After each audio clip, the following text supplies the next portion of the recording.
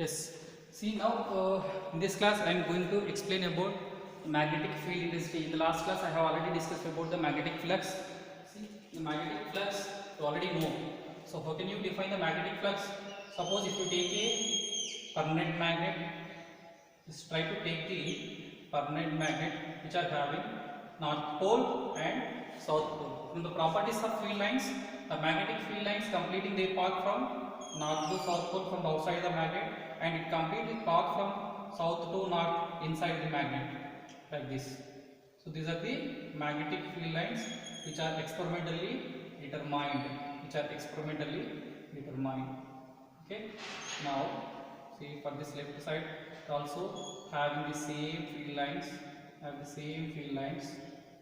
like this. Okay.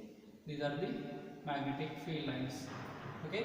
So now how can you define the magnetic flux now? The total number of magnetic field lines, see how many lines are there here? 1, 2, 3, 3 lines. So suppose there is n number of lines, and the summation of all these lines are said to be your magnetic flux, and it is represented with phi, and magnetic flux measured in Webers. Okay. Similarly, define the magnetic field intensity. Magnetic field intensity is defined as the magnetic field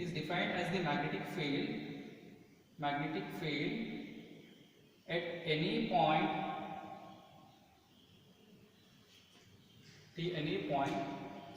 magnetic field intensity at any point on the field line, magnetic field line, at any point on the magnetic field line, like this. H bar, magnetic field intensity at any point on the field line, magnetic field line, is defined as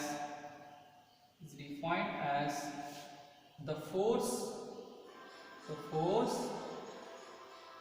experienced per unit Weber of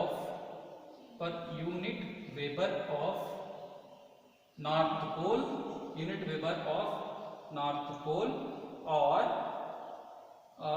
south pole, unit Weber of north pole or south pole.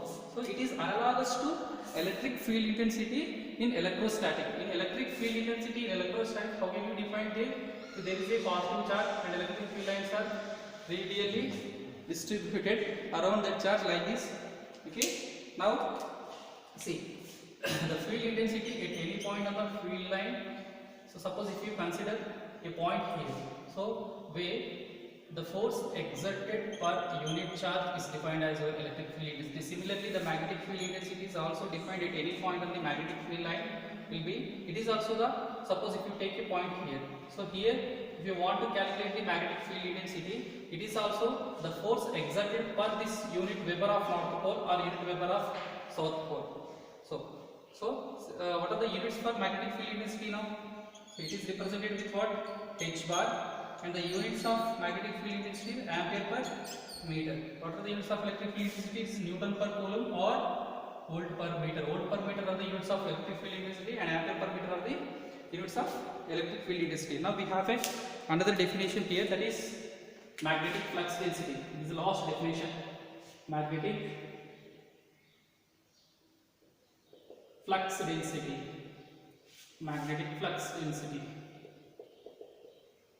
So it is represented with capital B bar. As it is a vector, it is represented with a bar. Okay.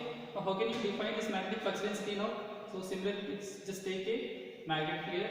Okay. There is north and south poles here. So you already know that magnetic field lines are flowing from north to south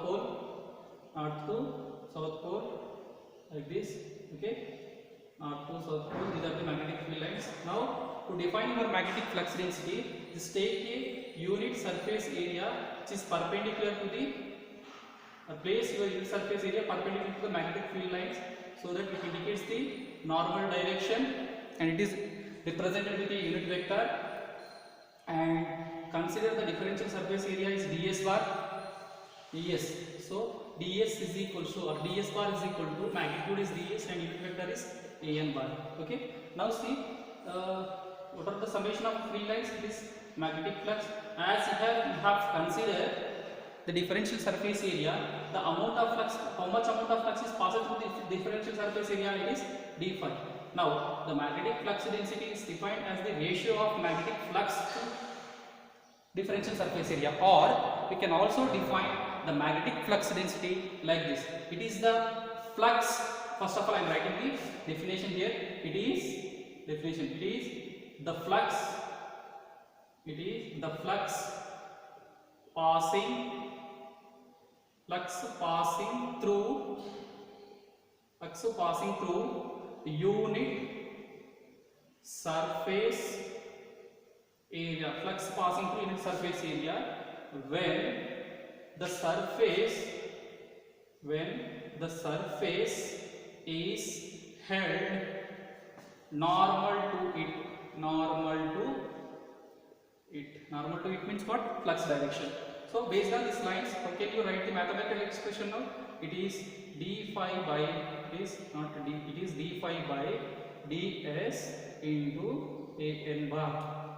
Okay, and this formula is valid whenever there is a exactly 90 degrees between magnetic flux and differential surface area. See, differential surface area is in this direction and flux direction is in this direction. This is the flux direction. Okay. And now see, for if you take a differential surface area, somewhat inclination like this, inclination to the magnetic field line, then in such case there is an angle theta between magnetic flux and differential surface area. So in such case, your d phi will be, d phi is equals to the product of, here it is a ds bar. So it is the product. Which product? We should take a dot product between d bar and ds bar. Why? Because this dot indicates the angle between, like this. Here I am separately showing here. This is the magnetic field lines.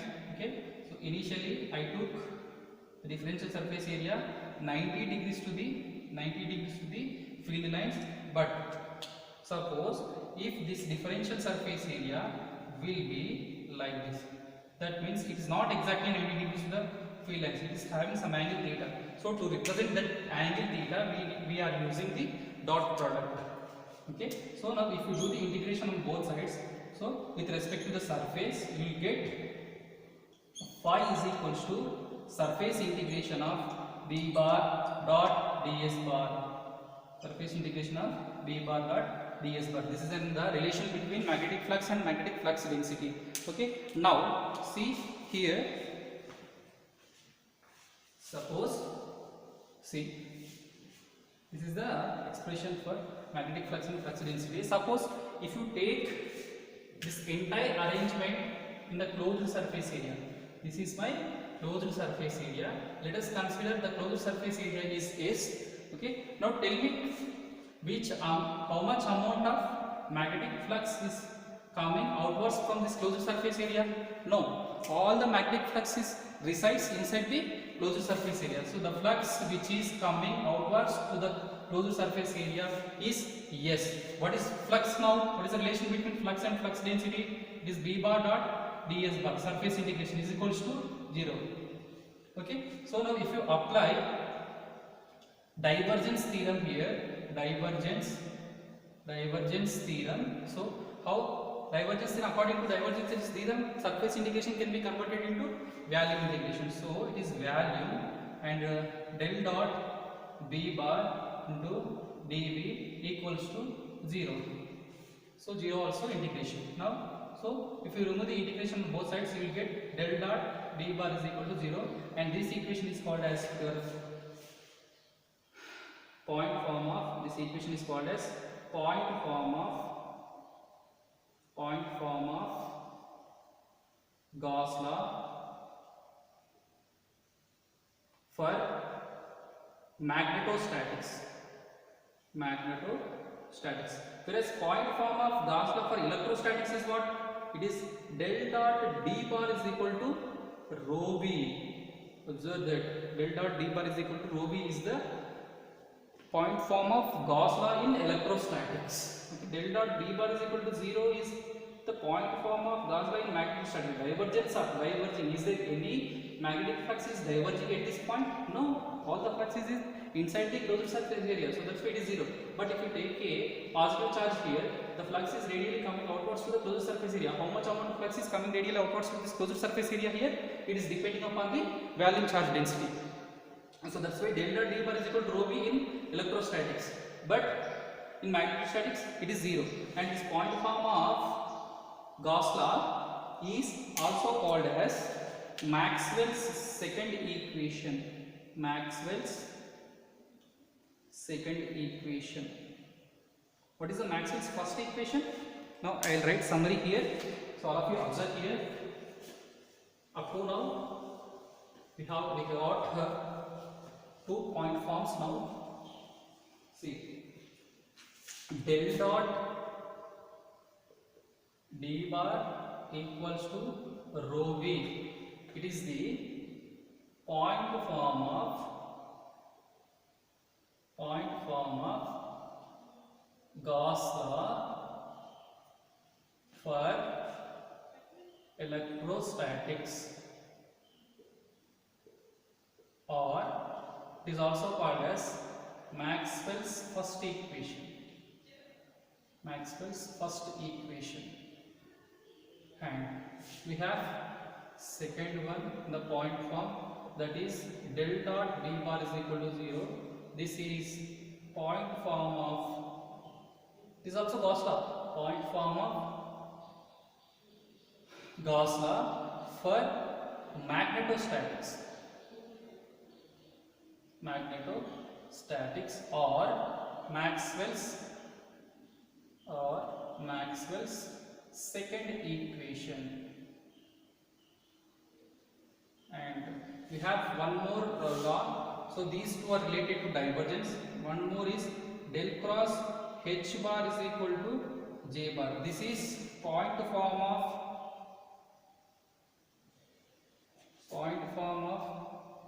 Ampere's circuital law. Point form of Ampere's circuital law, or Maxwell's third equation. Maxwell's third equation. Okay. So finally we have one more expression, that is del cross H bar is over. Del cross E bar is equals to minus dou B bar by dou T. It is the Maxwell's fourth equation. The summary for time variant fields. This is for time variant fields.